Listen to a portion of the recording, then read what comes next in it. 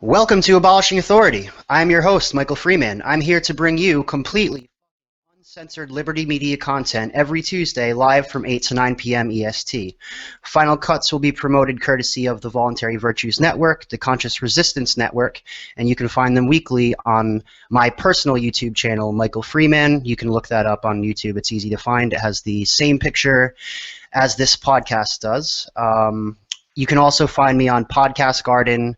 This will be the first episode there, so I don't really have a page for you yet, but next week I will be able to announce that. So we have a very special guest with us tonight, but before I introduce him, I would like to play a clip, and here it is. I've been told no in many different ways. I give you an order and you're going to obey it. Who told you can go this way? You can't do that and you have to leave here. I don't appreciate this type of behavior. Can I just ask you a question? Absolutely. Is this public property? You cannot bring signs into the rally. Walk with me. Well, I'm comfortable here, actually. Whoa, hey, Who do you think you are? Excuse me. There is no video and audio allowed in this office. No, sir. I just want to see where the law is. No. I have work today. This is. You ain't gonna make it. You got your What? No, wait. Now, Wait a minute. On what ground? Hey!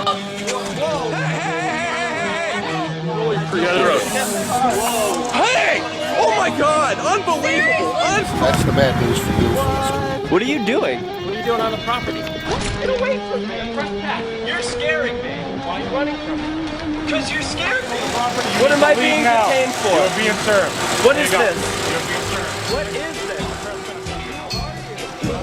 Bureaucrats have a funny way of telling people no. That's the sound of the men working on the chain gang. That's the sound of the men working on the chain gang. All day long they're saying,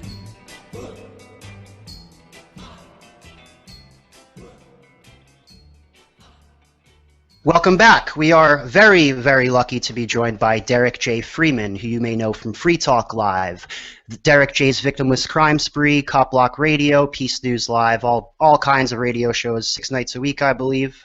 So how are you doing tonight, Derrick? I'm great, Michael Freeman. How you doing, brother? Good. I would like to clarify that there is no relation here. Yeah, I'm doing really well. I'm pretty excited for you to join me for the first show. You're a real inspirational people to liberty activists like myself, and yeah, I'm just really happy to have you here. So if you wouldn't mind giving a brief introduction of yourself to my viewers who may not know you. Yeah, cool, man. Thanks a lot. So my name is Derrick J, and that's sort of a stage name that I go by, and I am a co-host on the show Free Talk Live, which is a nationally syndicated radio show. I also host a show called Freedom Fiends, which is another radio show once a week, and I do several podcasts on the internet, but I'm perhaps most known for my movie, which is Derrick J's Victimless Crime Spree. It features my journey from Philadelphia to New Hampshire as part of the Free State Project. I wanted to move here to join other liberty lovers who were living free and just taking the consequences. That sounded really exciting to me, and the things that I was seeing on YouTube, I just couldn't believe my eyes. I had to come and see it for myself, and I ended up getting arrested several times. Now, the advantage was I brought my video camera around with me, and so all of these arrests were caught on film. I put it together to make a pretty entertaining video about what it's like to live free in a world where we have arbitrary authority. Yeah. You know, I listen to Free Talk Live nowadays, generally on Mondays and Wednesdays. But I had heard you here and there, and one day I heard the advertisement on FTL for your movie, and the show ended at 10, and I was bored and had nothing to do, and plenty of beers left, so I threw it on and watched it, and it was really moving to me. I had only heard your voice, and I mean, don't take this the wrong way, but here comes this 140-pound gay kid to be one of the most hardcore activists in the movement, and it was moving to me. Like I laughed during the film towards the end when you went to jail and then came out and went down to the fuck you protests. Yeah. Yeah, it was moving. You know, I laughed, I cried, I've spread it around. My girlfriend thoroughly likes it as well, and Thank you. That's very Yeah. kind of you to say. To new listeners, you will be surprised right from the get-go of the film. It talks a little bit about government's descent into tyranny and why freedom is so important. And I think what it really comes down to, and the point that I try and make in the movie, is that freedom is your responsibility. It's not the government's. You can't put it off on someone else. You can't complain and say, look at all the tyranny around us. You really have to own up and deal the cards you're dealt. So, no matter where you are, you can peacefully resist. And I think it's important that people do that so that we can change the future. The present that we have has come from compliance. Too many people just saying, I'm going to go along to get along. And if it's just a traffic ticket or smoking a joint in the park, those things are worth doing and challenging when the government comes down on you. Yeah, very well said. And I'm sure this might have a little bit to do with who produced your film. But aside from showing that civil disobedience can make a difference and that it is possible to, at very least for a limited amount of time, stand up to the man and hold your principles to heart. At the same time, your movie kind of sells New Hampshire and sells Keene a little bit. And you see all the faces, Rich, Paul, Peter, Ian, and I'm pretty sure that Ian and Mark were behind helping you make this film. But it's good because to somebody like me who's an aspiring liberty activist, it sells Keene. It helps to show the general movement what's really going on up there, and it's compelling. Yeah, there are so few of us, these anarchists or total voluntarists. There are so few of us in the world that it's to maximize our impact. It makes a lot of sense to concentrate our geographical location. So, for example, right now I'm sitting above 3 of my heroes: Mark Edge, Ian Freeman, and Rich Paul. They're all right downstairs producing Free Talk Live, and that's pretty cool. I mean, it's a place. All I had to do was move here. And now I'm that close to these people. So if you want to be around people who are anarchists all the time, you can move to Keene, or at least just visit. There are some great events that happen throughout the year for people to check out what New Hampshire is like. In the winter, summer, spring, and fall, there are events each season. So, there's no excuse not to check it out. If you love freedom, you really need to visit New Hampshire. Yeah, I really need to make the next Keene Convention. I've done Pork Fest and I've been up there, and it's for me. It's really I don't like to say Ancapistan, but Anarcho-stan in action. And it's just mind blowing. Pork Fest this past year was the best experience of my entire life. It was everything that I promote, everything that I do, generally by myself in the blue state of Rhode Island. In action, in person. I was legitimately trading with alternative currencies and love and peace everywhere. And if that's really what New Hampshire is, I understand Pork Fest is a gathering and festival, but if that's a taste of what New Hampshire is, I am coming. Yeah, there's no way to get a sense or a flavor of what Pork Fest is like until you go there, but if you haven't been, I urge your listeners to Google Pork Fest and see what people are writing about it, because there's all sorts of ranges from this is amazing, great freedom and stuff, to like, oh my God, everyone is carrying a gun and smoking weed, and yeah, it is like that, but it's family friendly. There are events for kids, and there's something for everyone there. So it is one of my favorite weeks of the year because, like you said, it gives us a glimpse. Just a glimpse of what it would be like to live in a totally free society. Yeah, and I would like to add that it is really kid-friendly, too. This past year, my best friend John and I and my girlfriend and his 6-year-old daughter went, and she had the best time of her life. She draws anarchy symbols on everything now. She's creating economic strategies for next year. She's going to paint fingernails and sell cookies. And cool.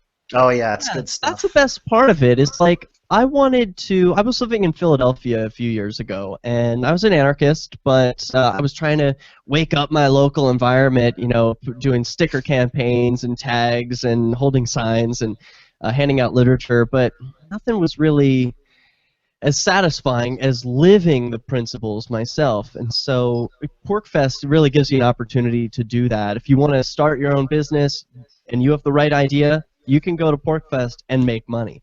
And one of the other things is it's in theory. A lot of times when we're talking about what a free society would look like, we have to theorize and say, well, it would be okay if there were people with guns and there were children around and people are smoking weed and doing acid.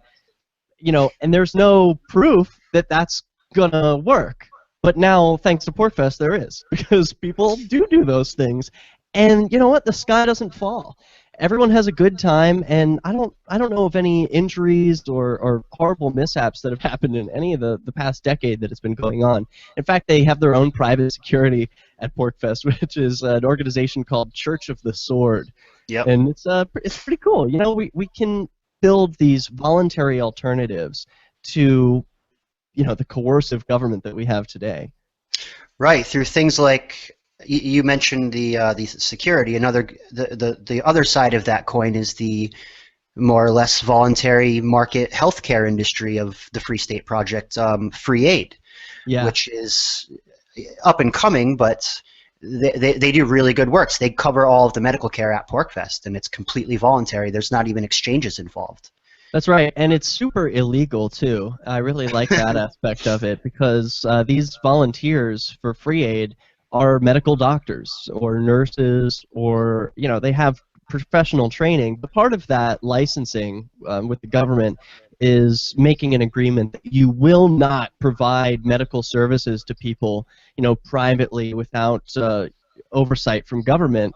And I think that's crazy. I mean, who with an open wound would want to say, hey, doc, thanks for the bandages, but I really can't trust you because there's no government agent around. It's ridiculous. I want to relate it to that Doug Stanhope joke about about marriage. Like, you see this shit we got here? It's so good. We need to get lawyers and judges involved up in this shit. Yeah, right. My girl who's around. I just want the Band-Aid and the antibiotic or whatever you got that's going to make me feel better. Sure, I have VA medical care, which I try as hard as possible to not utilize.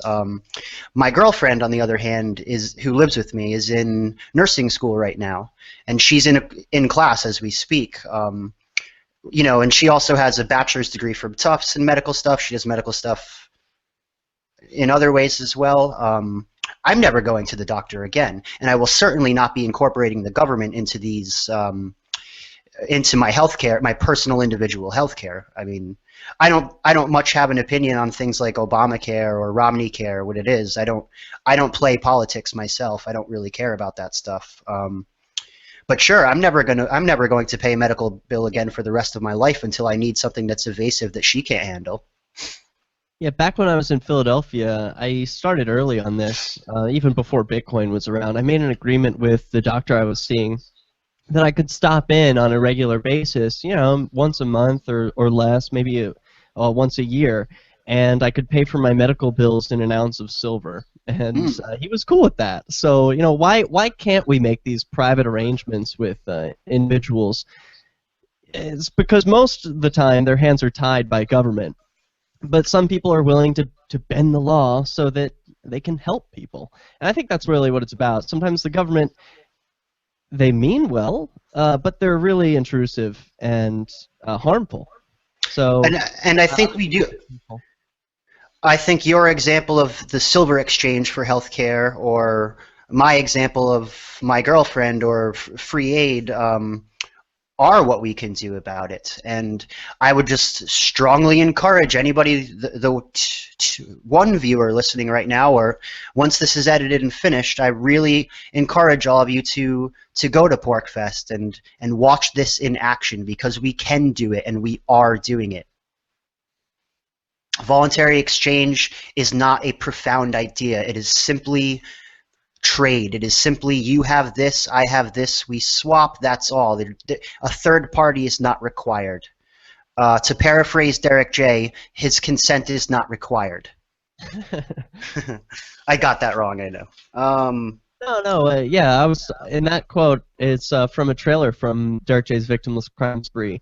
It's about like the government, and how I don't have the option to say no to them. And that really bothers me because consent is so important in every other part of life, except when it comes to government. For most people, they would say, hey, should the government arrange marriages? No, of course not. But yet we accept that the government can arrange transportation, medical care, and most of our lives. So I just want the option to say, hey, no thanks. I agree with you.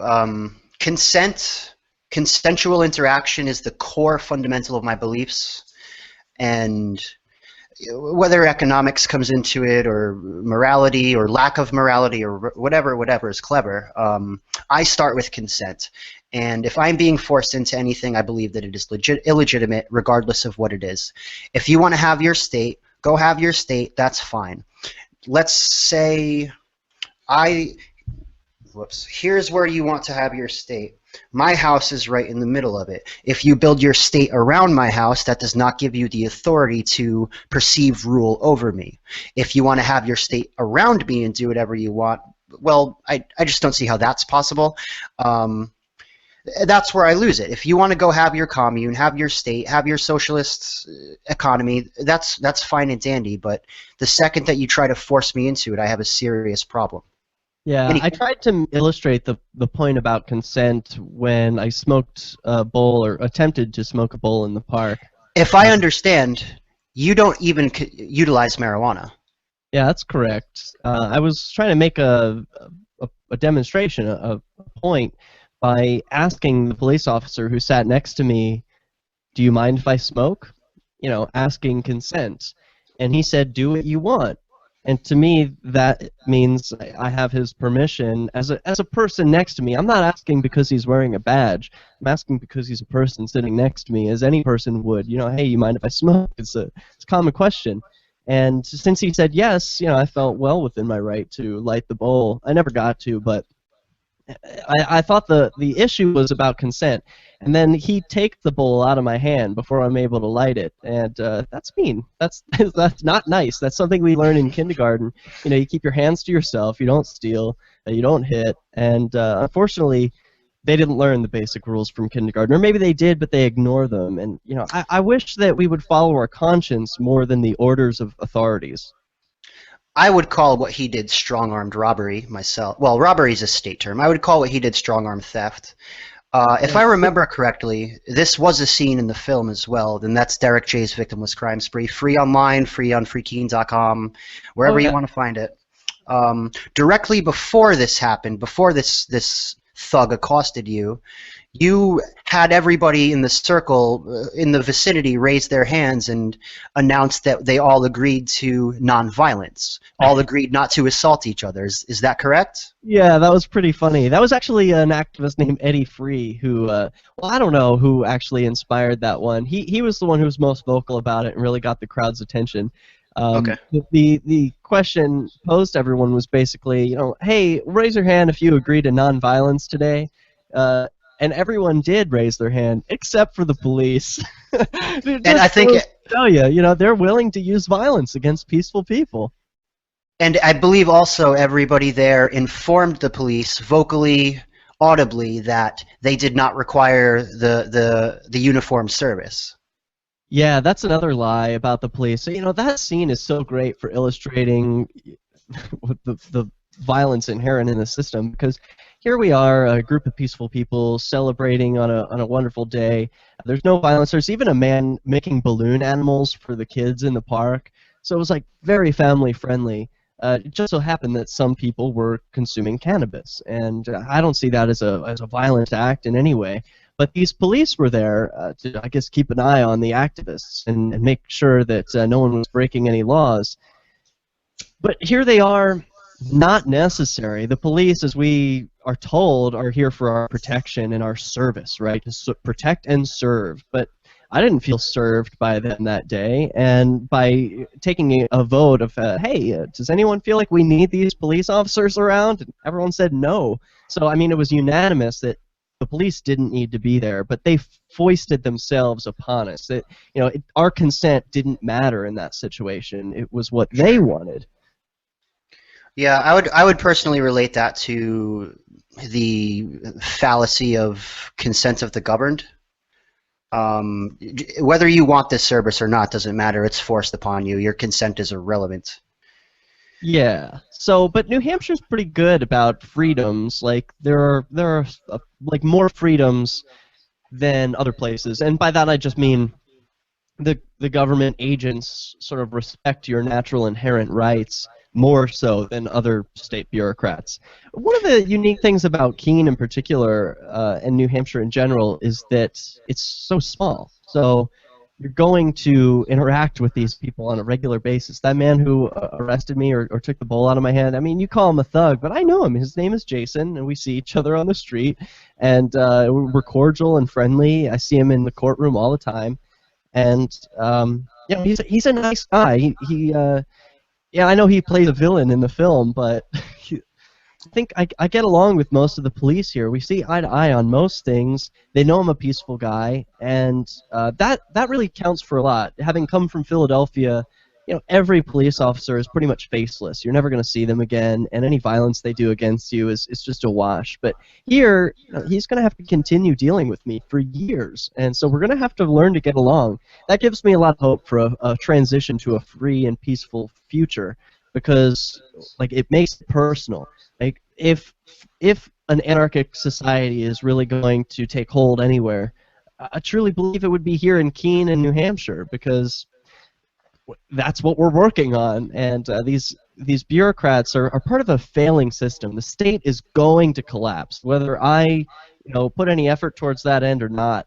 The state is on a path to destruction, and it's important, if we want a free and peaceful future, to start working on it now, and show the bureaucrats who will soon lose their positions of authority that we mean well, and we're peaceful folks, and that they have a place in our peaceful future. I don't have a problem with Jason or any of the police here if they were doing the right thing, if they were truly protecting people. I would hope that Keene or New Hampshire in general, whichever, or maybe Anarchapulco, whatever freedom congregational movement, and I mean physical movements you want to use. I hope that it's not a small-scale thing. I want it to spread. I want it to become widespread. And about this particular police officer,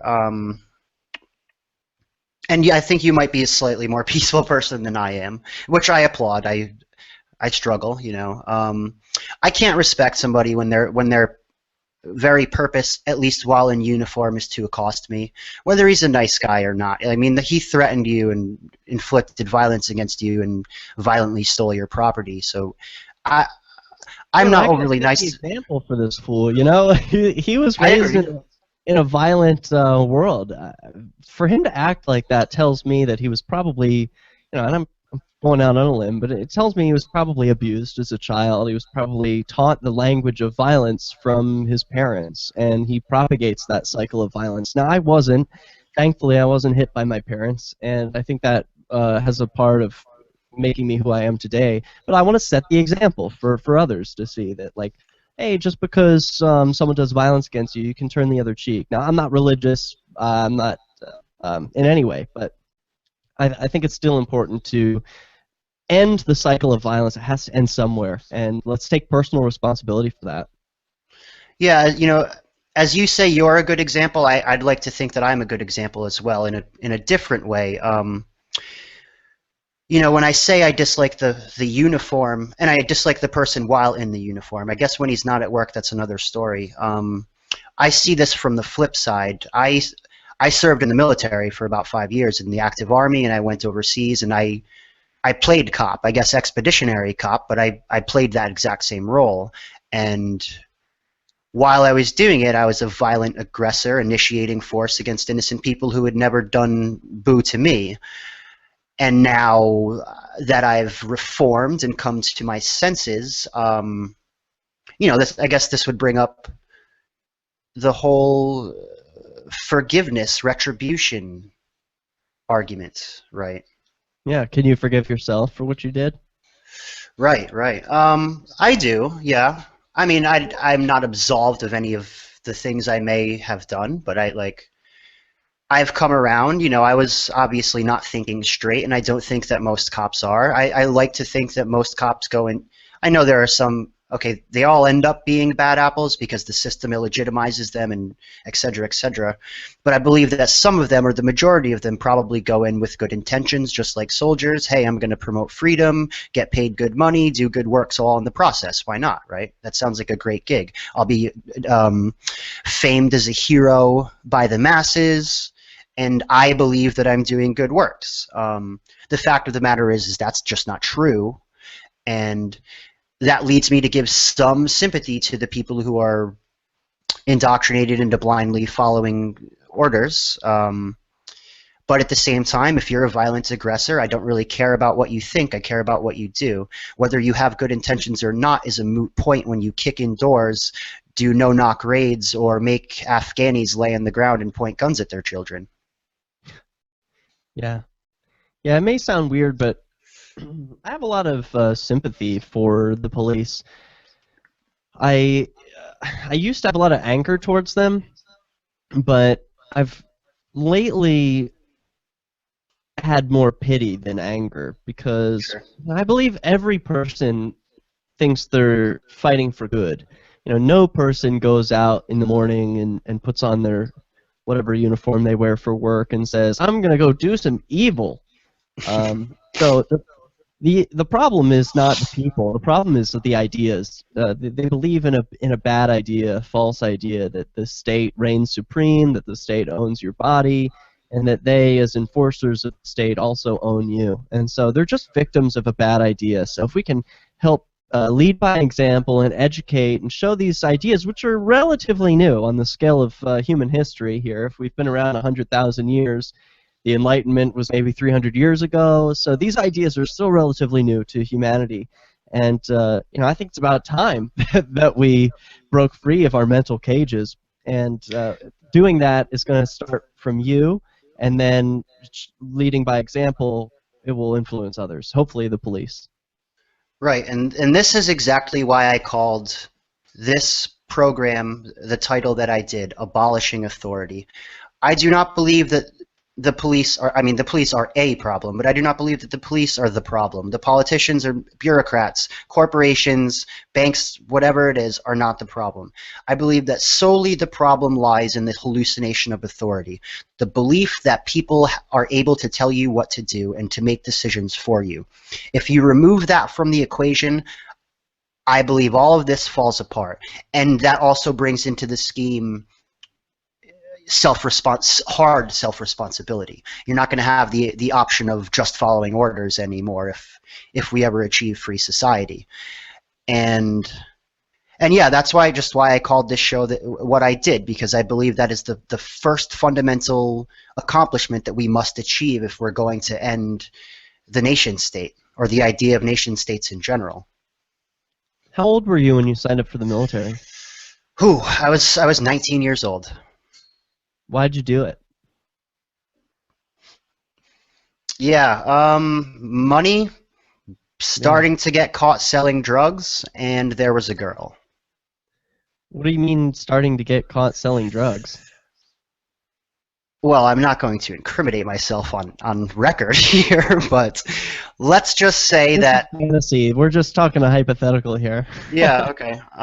Somebody I know, Michael Reman, he worked in a gas station in Rhode Island, and he may have distributed cannabis substances out of said gas station, and his boss may have started to catch him doing so. So you were like, I'm going to join the military? I don't see how that connects. Well, maybe 6 months prior to this, I had already considered joining the military, but in the National Guard and in the band. Whoa, I don't cool. have... So you wanted to play music? Well, yeah, I've played music my whole life. I really wanted a job, man. I wasn't really looking for glory or keeping people safe. I wanted money and sick benefits and a house, that kind of stuff. And I figured a pat on the back from society wouldn't be so bad at the same time. Yeah. I didn't have Yeah, college. That's a pretty common experience for a lot of folks. Is they either most people I think go there for college money, and the second most common is probably to be heroes, and then the least common are the true sociopaths, the psychopaths who just want to be killers, like what we see in Full Metal Jacket. But I think most common are people like you, and that's what gives me a lot of hope that people could just turn around. Like, there's a lot of troop hate. Like, last night on Free Talk Live, I was asked by one of the callers, like, do you support the troops? I was like, no. I don't at all. It's like, oh, but don't you support their mission, that they're trying to do good, and it's the politicians who direct them in the wrong thing. I'm like, yeah, but I didn't have a good answer at the time. But I think, like you said, it comes down to personal responsibility. Like, you answer for your own actions, and if you're following orders and you still chose to follow those orders, you can leave the military. It's a myth that you're stuck there. Anyway, did you leave at the regular time, that it was like, oh, time's up, or did you leave early, late? Late. I re-enlisted. For a while. Did you get extra money for that? Rather than get extra money, I got a school and I got to change my job. Wow, pretty cool. Hey, well, I'm glad that worked. Actually, not very cool. I tried to change I changed my job to a more hardcore job, so actually it wasn't very cool.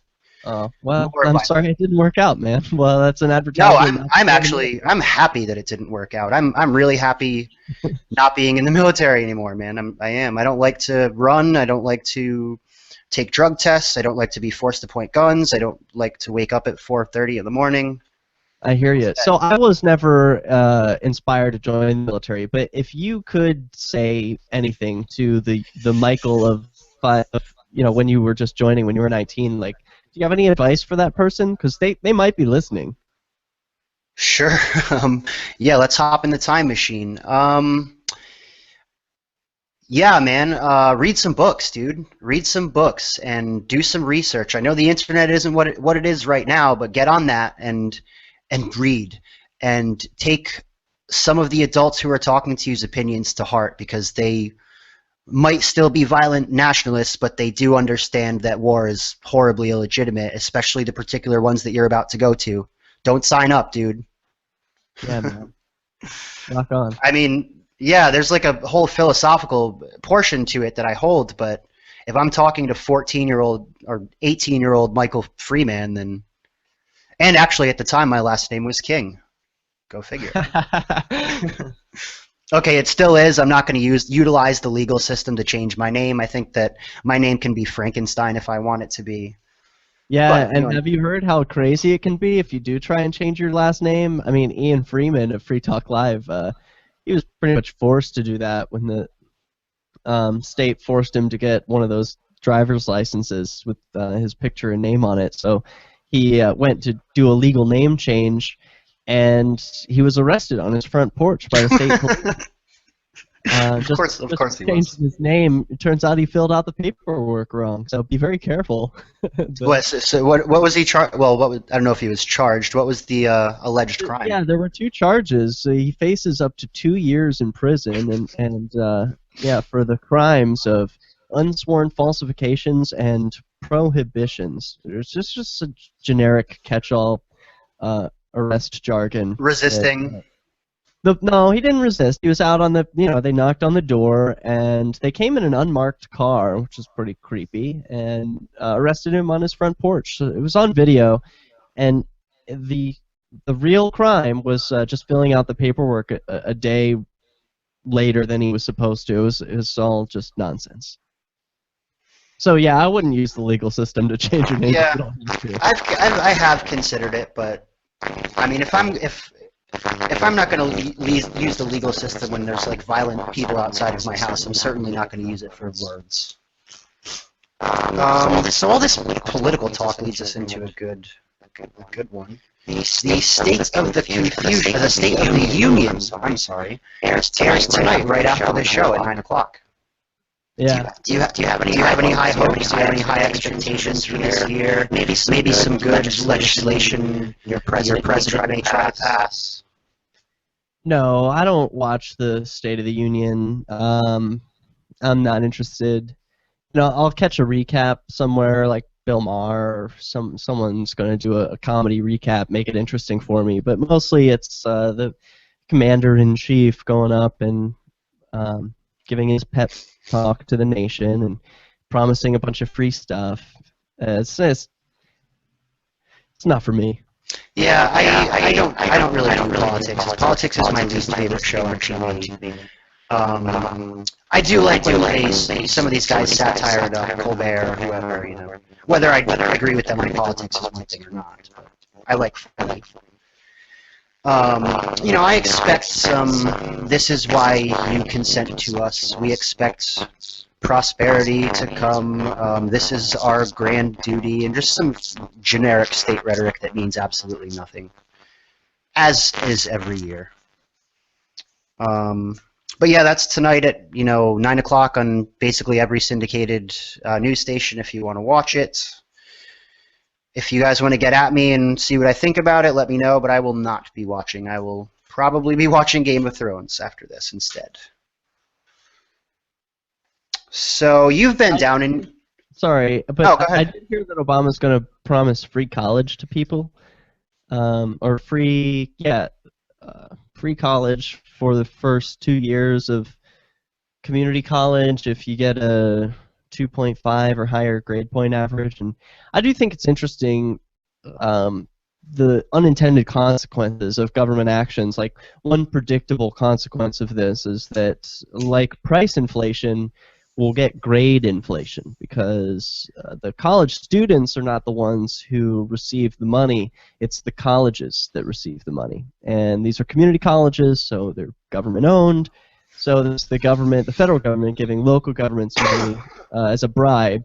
And the end result is, you only get the money if students have a 2.5 grade point average or higher. So what's going to happen is, oh, you got a 2.4, Michael. Well, let's kick that up a little bit, and then the college gets some free money. So their incentive, their rational self-interest is going to be to inflate grades, and it's going to have the consequence of making these degrees essentially worthless. I would say it will have many more negative consequences than just that, but that's one of the big ones. If education, especially with the left, especially with the social justice type of people, if education is such an important thing, and if state education is so detrimental that violent extortion is required to keep it going, then these degrees are going to start to be worthless really quick, even more worthless than they already are, because half the people I know with good degrees, not that I have a degree at all, I have a high school diploma, work at Starbucks or whatever it is. And there's nothing wrong with that. I think that's probably a more legitimate service than than all state employees, but... Yeah, amen. I believe it is. Just another note on the feds. This is another thing that I think Keene and all of New Hampshire's activists do really well is politics. So New Hampshire's the first in the nation to vote in the primary, and this has a major impact on the rest of the election. So politicians focus their attention on campaigning in New Hampshire quite a bit before any elections. That means we activists have an opportunity to meet and greet them, and I've done that. One of my favorite signs that we have here is Feds out of NH. And that always gets a really crooked look from the politicians, like, what? Feds out? They can't comprehend that I would not care for the Washington bureaucrats barging in on my locale and telling my peaceful friends and neighbors what to do with our lives. I really don't invite them here, and if they're going to come, I'm going to make a peaceful demonstration that I don't want them here.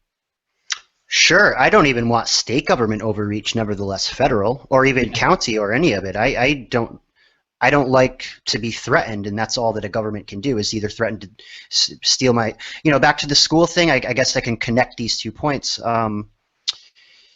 free college. The government has not created anything. At very best, the best thing that they do is redistribute wealth. So there's nothing going to be free about it. And violent extortion will be used to accost innocent people who may be better off than other people, to force them to give up their property or capital in order to fund people of lesser economic class.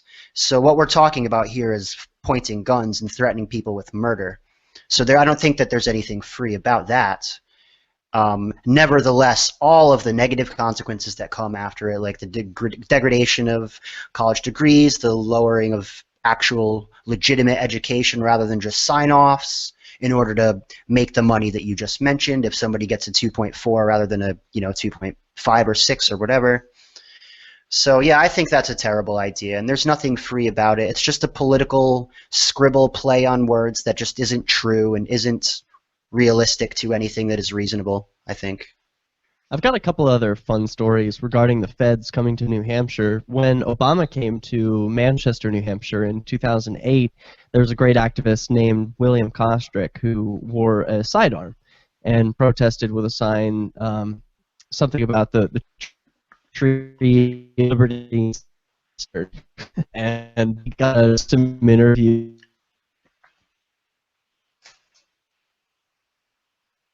Ruh-roh. So Derrick, are you still there? Oh, how dare you! And of course this is completely legal in New Hampshire, and no one would bat an eye to think, oh, well, yeah, there's a guy with a gun. Lots of people carry guns in New Hampshire. It's totally legal. But this caused, if you're someone who is feeling alone where you are, you're not making an impact, maybe there aren't a lot of libertarians around, or there aren't very many courageous people willing to stand up for or exercise their freedoms, then coming to New Hampshire can give you a lot more bang for your buck, so to speak, because all Will had to do was wear a gun, and he got on national TV, and that's awesome. You can do that too. Another great story was Santorum came to town to, he was doing his campaign trail thing, and we activists here in Keene actually use these two-way radios to communicate with one another. Keene 411? Yeah, Keene 411's a little bit different. That relies on cell phones. You can send out a text message and blast it out to everyone on a subscription list. But this is a little different. This is instantaneous, So if I was to send some message across the waves and say, like, do an example. Hey, this is Dapper Dan, just a radio check. Yeah, so it repeats the message, make sure it goes through, and just communicate with the outside world. If there was some emergency going down, like the police were outside my window, I would get on this communication device and let everyone in the town know about it. So we were using these radios while we were at the Santorum event, and the whole media, mainstream media, is out in front of this library where Rick Santorum's supposed to appear. But the activists have the whole building surrounded with our radios, and he comes around the back door. Well, not a big surprise with Santorum. And then we let each other know, like, oh, he's around back. Everyone got to rush around. The independent media activists from Free Keene were the only media to get a shot of Rick Santorum entering the building, and we got to ask him interview questions. Like Ian Freeman got to ask him, Rick Santorum, have you ever Googled yourself? He was all stumbling, and it's just a lot of fun. We sang chronic Christmas carols, some songs about why the drug war should end, and charged him with being a drug warrior. So it could be a lot of fun to challenge the arbitrary authority of the feds when they come to New Hampshire. Sure, yeah. I'm in Rhode Island, and it's pretty blue down here, but I do have one or two anarchist buddies, or libertarian, at least somewhere along the freedom line.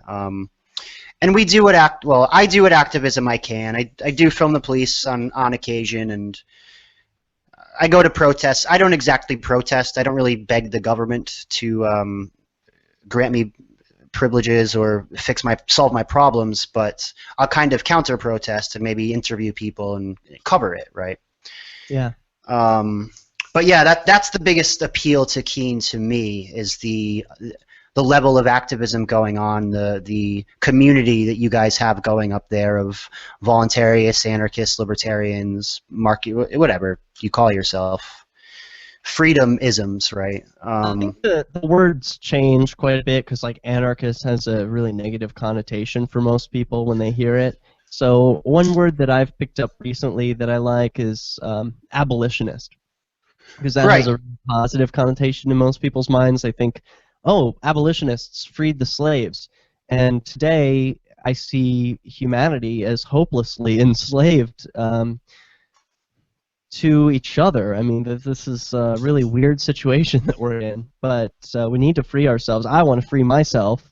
I'm on a journey to do that. I don't think I've exactly done it yet. It's going to be a lifelong process, but yeah, abolitionist is the term I use.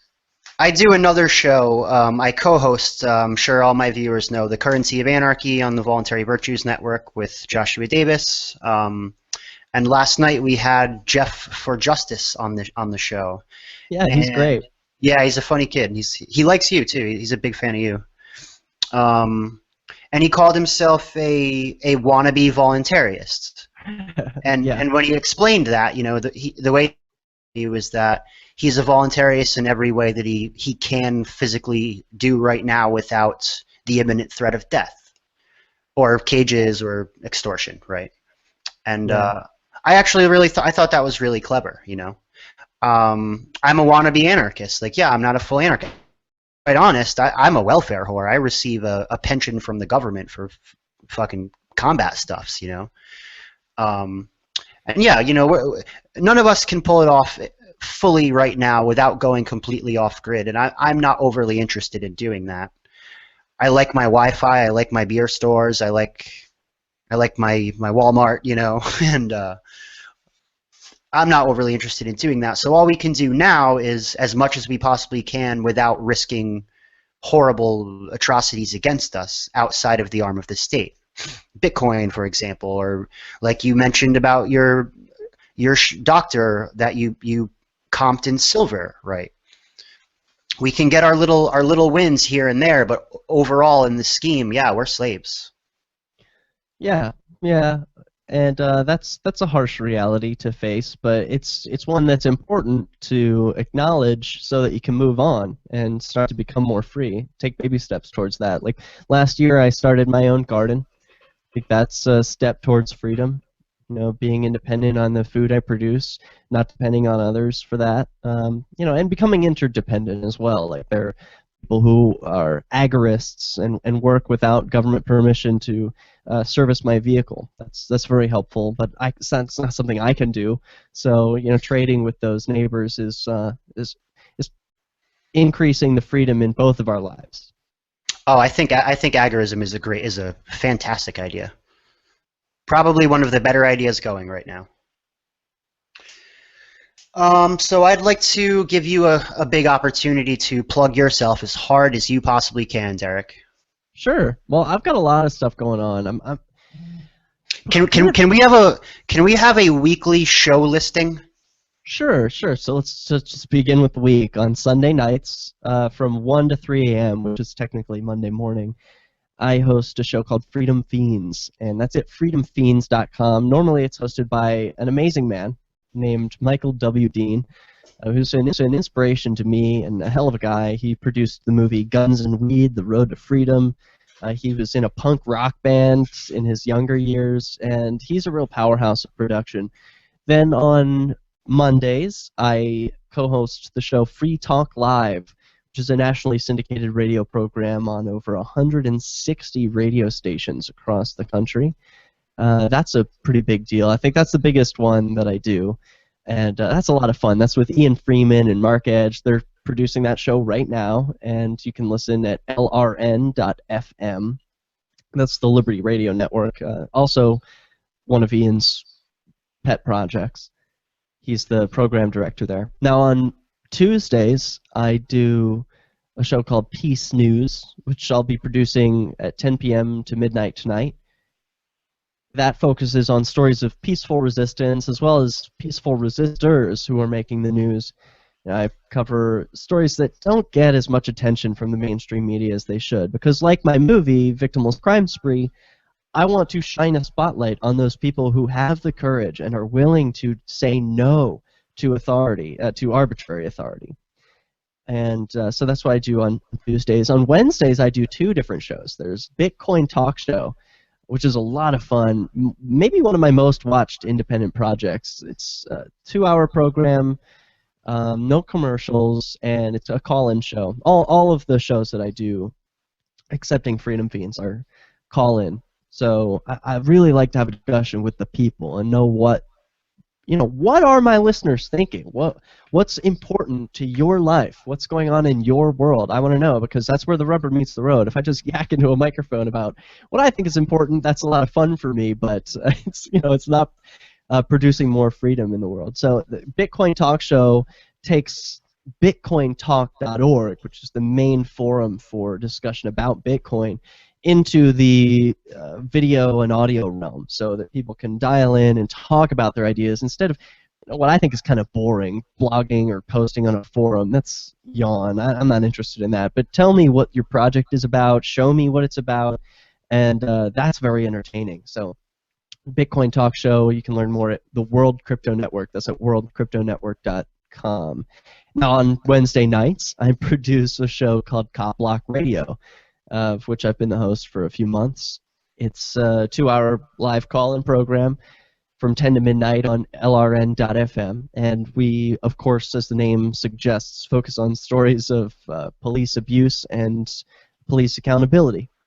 Then on Thursdays, I do another episode of Peace News live.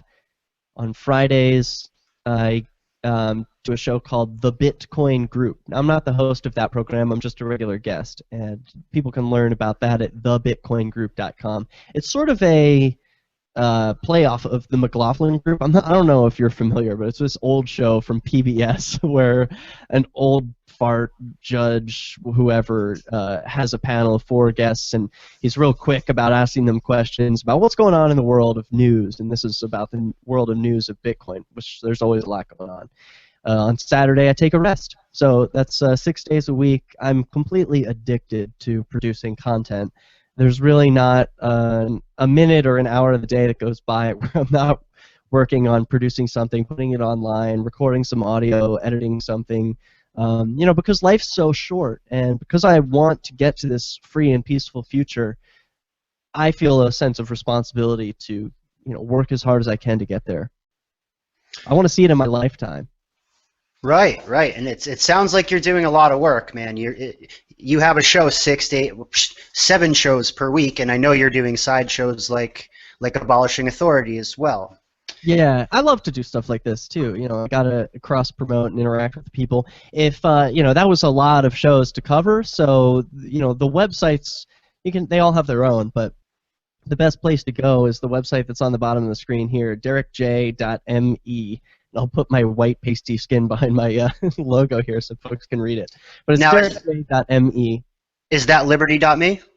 No, that's just my personal website. Okay. .me is some, it's like an alternative to .com. So derrickj.me is my personal blog, and it's got a link to Victimless Crime Spree, all the shows that I do. Plus, I'm in the middle of taking the Keene Police to the New Hampshire State Supreme Court. That's pretty fun. They denied me a concealed carry license recently, which was not cool. And so I appealed that decision to the local judge, Judge Burke, and people will know him if they've seen my movie or if they've seen what goes on in Free Keene. He's infamous. Notorious. I don't know what the word would be. But he's not a nice guy. He sends a lot of peaceful people to jail, and he decided that I am not a suitable person to conceal a weapon. I disagree with that. I've never been accused of anything violent in my life, and I think the government just has it in on me. So I'm taking that to the New Hampshire State Supreme Court, and we'll see where that goes. Good. I really look forward to hearing about that, and maybe if we can, if you can squeeze it again in the future, in a couple months, 6 months, maybe we can bring you back on to talk about that. And for any of you guys listening, you can catch Derrick every Monday night on Free Talk Live, 3 hours from 7 to 10 well, EST, depending on your time. You can watch on YouTube, on LRN.FM, on freetalklive.com. So definitely check that out and stay up to date with Derrick, because he's clearly a peaceful person, and if he wants to carry a tool, I believe he should be able to carry what he wants without the risk of imminent death or cages. Well, to be clear, I can carry one. The laws in New Hampshire are pretty good about firearms freedom. So It's concealed. yeah, the government acknowledges that I have the freedom to carry a gun openly loaded, and as many as I want, as big as I want, with as many bullets as I want. The issue is if I want to put on a jacket over that gun, no, that's not allowed.